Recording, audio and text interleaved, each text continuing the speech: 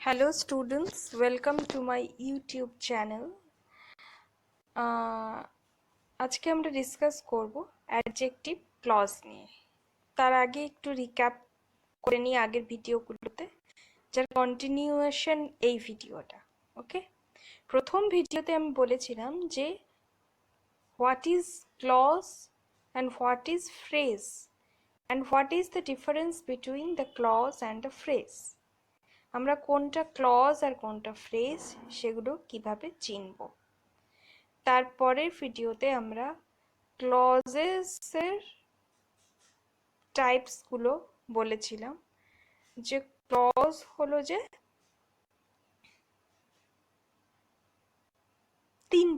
তিন রকমের। একটা হলো যে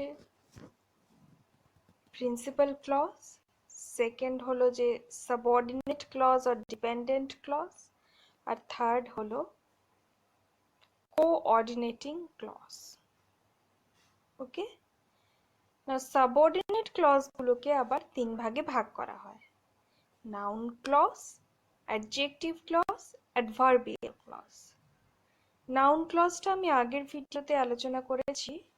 আর নাউন ক্লজের ভাগগুলো: subject to the verb, object to the verb, object to the preposition, complement to the verb, and in opposition to the noun, এরকম। তো এখানে আমরা আজকে অ্যাডজেক্টিভ ক্লজ সম্পর্কে জানব। Adjective clause works as an adjective qualifying a noun or a pronoun. Adjective clause কি? Adjective এর মতো কাজ করে।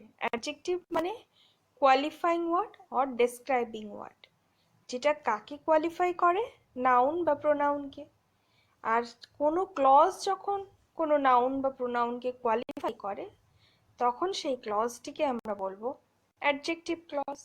আর একটি ক্লজ মানে তার একটা সাবজেক্ট থাকবে, একটা প্রেডিকেট থাকবে, আর সেটা সব মিলিয়ে ওই ক্লজটি একটি অ্যাডজেক্টিভের মতো বিহেভ করবে। আবার ওটা অবশ্যই একটা সাবঅর্ডিনেট ক্লজ হবে, কারণ এটা সাবঅর্ডিনেট ক্লজেরই একটি ভাগ। ঠিক আছে, এক্সাম্পলে যাই, যেমন I know the boy who did it. I know the boy who did it. এখানে সাবঅর্ডিনেট ক্লজ কোনটি?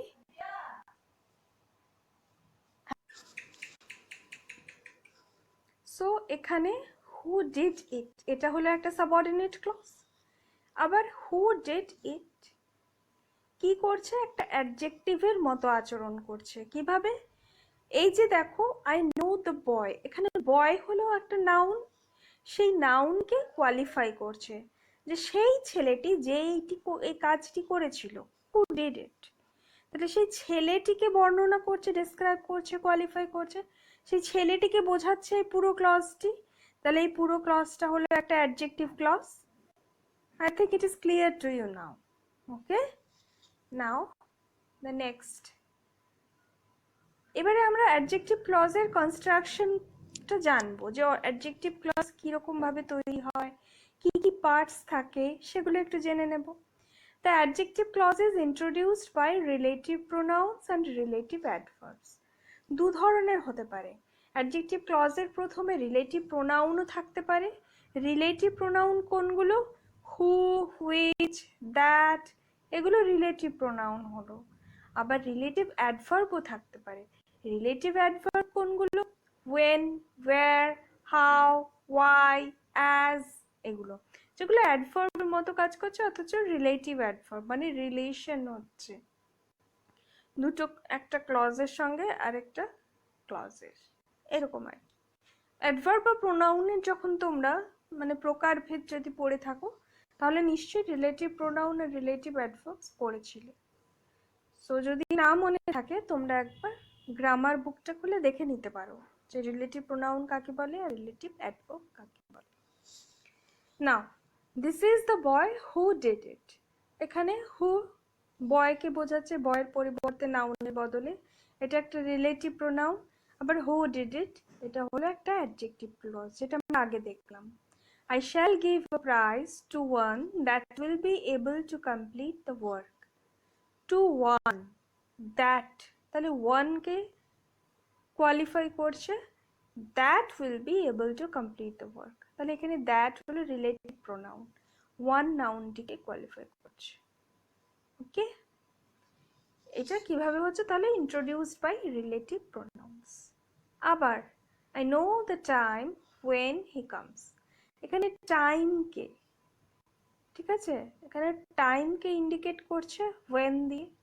তাহলে টাইম হলো কি একটা নাউন, তাহলে ওয়েন হি কামস টাইমটাকে কোয়ালিফাই করছে ওয়েন হি কামস, তাহলে ওয়েন হি কামস হলো একটা adjective clause.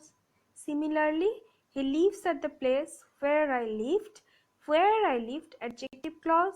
This is the reason, রিজনকে কোয়ালিফাই করছে ওয়াই হি ফেইলড, তাহলে why he failed adjective clause. আর এখানে ওয়েন, ওয়্যার, ওয়াই এগুলো আমরা আগেই দেখেছি, এগুলো হচ্ছে relative adverbs. Okay, okay, I think it is clear. Next point is যে adjective clauses are sometimes introduced by the relative pronoun but.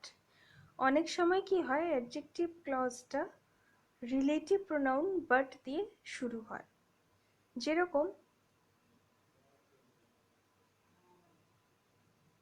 there is none but wishes to be happy, এখানে but wishes to be happy এটা হলো একটা adjective clause। কেন আমরা বললাম না যে এটা কোঅর্ডিনেটিং ক্লজ, বিকজ কোঅর্ডিনেটিং ক্লজে and, but, not only but also এগুলো ইউজ করি আমরা, কিন্তু এখানে বাট ইউজ হয়েছে, কিন্তু আমরা বলছি যে এটা হলো একটা অ্যাডজেক্টিভ ক্লজ। তো সেটা কিভাবে হচ্ছে, এটা একটা সাবঅর্ডিনেট অ্যাডজেক্টিভ ক্লজ, কারণ এখানে যে নান এটা হলো একটা প্রোনাউন, সেইটাকে কোয়ালিফাই করছে but wishes to be happy, তাহলে but wishes to be happy এটা হলো যে একটা relative adjective clause. Actually but wishes to be happy টা মানে হলো who does not wish to be happy, note who does not wish to be happy, এটার মানেই হলো but wishes to be happy। তো এটাকে একটু ছোট করে এভাবে লেখা হয়, মানে যেহেতু এটা ল্যাঙ্গুয়েজ, ল্যাঙ্গুয়েজ সবসময় একটা সরল রেখায় তো চলবে না, ল্যাঙ্গুয়েজকে শুনতেও খুব সুন্দর লাগতে হবে। আর যদি ল্যাঙ্গুয়েজটা খুব ব্রিফ হয় অথচ শুনতে খুব সুইট লাগে, that is a good language. So এখানে there is none who does not wish to be happy, এটার থেকেও there is none but wishes to be happy, এটা শুনতে বেশি শ্রুতি মধুর লাগে, তাই জন্য এটা ইউজ করা হয়। তো এটা সবসময় মনে রাখতে হবে, this is an adjective clause. Okay, আর অ্যাডজেক্টিভ ক্লজ একটা আছে আর একটা প্রিন্সিপাল ক্লজ আছে, মানে এটা একটা কমপ্লেক্স সেন্টেন্স, রাইট? কমপ্লেক্স সেন্টেন্সে কি হয়, একটাই মাত্র প্রিন্সিপাল ক্লজ থাকে, দেয়ার ইজ নান এটা principal clause, but wishes to be happy subordinate clause. Subordinate clause multiple থাকতেই পারে, অনেক একাধিক থাকতে পারে কমপ্লেক্স সেন্টেন্সে, কিন্তু এখানে একটাই প্রিন্সিপাল ক্লজ থাকবে।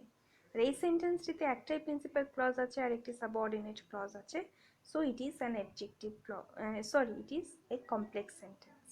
ওকে, তো এখানে কমপ্লেক্স সেন্টেন্সের ব্যাপারটা এই জন্য বললাম যে এটা ট্রান্সফরমেশনের ক্ষেত্রে কাজে লাগবে, যে এই ধরনের সেন্টেন্স থাকলে এটাকে আমরা অনেক সময় কম্পাউন্ড সেন্টেন্স বলে ভুল করতে পারি, কিন্তু না, এটা একটা কমপ্লেক্স সেন্টেন্স আর এটা একটা adjective clause, but wishes to be happy. Okay, so come to the next point, note both the noun clause and adjective clause are introduced by who, which, why, when, where। তাহলে আমরা দেখলাম যে noun ক্লজও who, which, why, when, where দিয়ে শুরু হতে পারে, আবার অ্যাডজেক্টিভ ক্লজও তাই হতে পারে, হু, হুইচ, হোয়াই, হোয়েন, ওয়ের। সো আমরা বুঝবো কি করে যে কোনটা নাউন ক্লজ কোনটা অ্যাডজেক্টিভ ক্লজ? তোমাদের মনে এই প্রশ্নটা আসবে, সো সেইটাকে আমাদেরকে ক্লিয়ার করতে হবে, খুব সোজা। সবসময় মনে রাখবে নাউন ক্লজে যে রিলেটিভ প্রোনাউন বা রিলেটিভ অ্যাডভার্বগুলো ইউজ করা হয় সেগুলো ইন্টারোগেটিভ ফর্মে থাকে, কোয়েশ্চেন আকারে থাকে। পুরোটা কোয়েশ্চেন হবে না, কিন্তু শেষে কোয়েশ্চেন মার্ক হবে না, কিন্তু ওটার অর্থটা অনেকটা ইন্টারোগেটিভ হয়, ঠিক আছে? আর অ্যাডজেক্টিভ ক্লজে যে রিলেটিভ প্রোনাউন বা অ্যাডভার্বগুলো আমরা ইউজ করি সেগুলো রিলেটিভ প্রোনাউন আর অ্যাডভার্ব হিসেবে ইউজ হয়। মানে নাউন ক্লজে এগুলো হলো ইন্টারোগেটিভ প্রোনাউন আর ইন্টারোগেটিভ অ্যাডভার্বস, আর অ্যাডজেক্টিভ ক্লজে এগুলো রিলেটিভ প্রোনাউন ও রিলেটিভ অ্যাডভার্বস। এই দেখো, in noun clauses who, which, why, when, where are used as interrogative pronouns or adverbs. noun clauses গুলো, noun clause এ wh word গুলো, এইগুলো এইগুলো এইগুলো এগুলো কিন্তু রিলেটিভ প্রোনাউন্স বা রিলেটিভ অ্যাডভার্ব নয়, ঠিক আছে?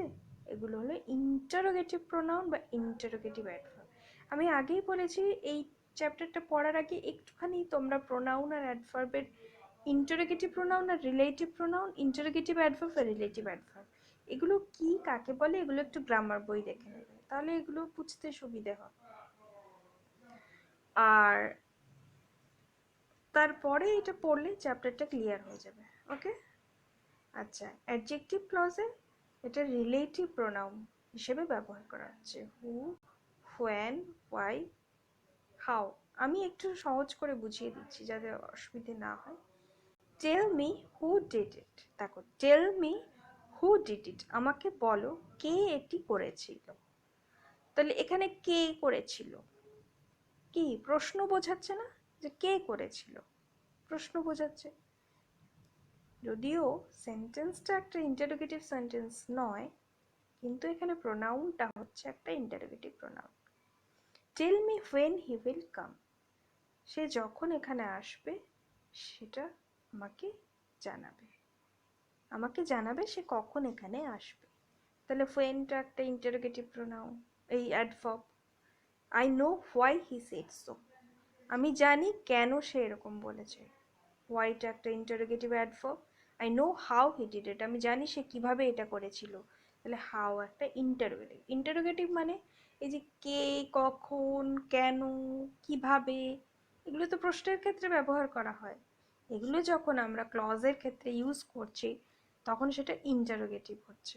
আর নাউন ক্লজ হচ্ছে তখন যখন এই WH ওয়ার্ডগুলো ইন্টারোগেটিভ সেন্সে ইউজ হচ্ছে না, তখন সেটা হচ্ছে নাউন ক্লজ, ওকে? এবারে অ্যাডজেক্টিভ ক্লজে কি হচ্ছে, অ্যাডজেক্টিভ ক্লজের সেম ওয়ার্ডগুলোর কিন্তু ব্যবহারটা আলাদা, তখন তারা রিলেটিভ হয়ে যাচ্ছে। কেমন? তখন তারা কোনো নাউন বা প্রোনাউনকে কোয়ালিফাই করছে, তার পাশে বসছে। I know the boy who did it, তাহলে বয়ের সঙ্গে রিলেটিভ ক্লজ হচ্ছে হু, রিলেটিভ প্রোনাউন হু। আর রিলেটিভ ক্লজটা হচ্ছে মানে অ্যাডজেক্টিভ ক্লজটা হচ্ছে who did it, okay? Similarly tell me the time when he will come, আগেরটা ছিল tell me when he will come, এখানে টাইমটা বসলো মানে টাইমটাকে কোয়ালিফাই করছে, নাউন বসলো টাইম, তাহলে এটা হয়ে গেল একটা রিলেটিভ অ্যাডভার্ব। হোয়েন সময়টি বলে দেবে যখন সে আসবে, আর ওখানে ছিল আমাকে বলবে কখন সে আসবে, আর এখানে বলছো তুমি সেই সময়টা আমাকে বলে দেবে যখন সে আসবে। পার্থক্যটা বোঝা যাচ্ছে তো? I know why he said so, মানে নাউন ক্লজে ছিল আমি জানি কেন সে এরকম বলেছিল, আর অ্যাডজেক্টিভ ক্লজে হলো আমি সেই কারণটি জানি যার জন্য সে এরকম বলেছিল। তখন এটা হচ্ছে হোয়াইটা তখন ইউজ হচ্ছে but as a relative adverb, okay? I know how he did it, আমি জানি সে কিভাবে করেছিল। Tell me the way how he did it, এই যে ওয়েকে ইন্ডিকেট করছে হাউ, ওয়ের পাশে বসছে, সো এটা তখন হয়ে যাচ্ছে relative adverb. I think now the difference between relative interrogative pronoun and interrogative adverb and relative adverb is clear to you, and their uses in the noun clause and in the adjective clauses. একটু elaborately তোমরা যদি জানতে চাও তাহলে একটু গ্রামারের ওই যে কোনো একটা স্ট্যান্ডার্ড গ্রামার বুক নেবে, দিয়ে অ্যাডভার্ব আর কিংবা প্রোনাউন চ্যাপ্টারে চলে যাবে, দিয়ে সেখানে রিলেটিভ অ্যাডভার্ব, রিলেটিভ প্রোনাউন, আর ইন্টারোগেটিভ অ্যাডভার্ব আর ইন্টারোগেটিভ প্রোনাউন, এগুলো জেনে যাবে। জেনে গেলে আরও এগুলো সুন্দর ক্লিয়ারলি বুঝতে পারবে।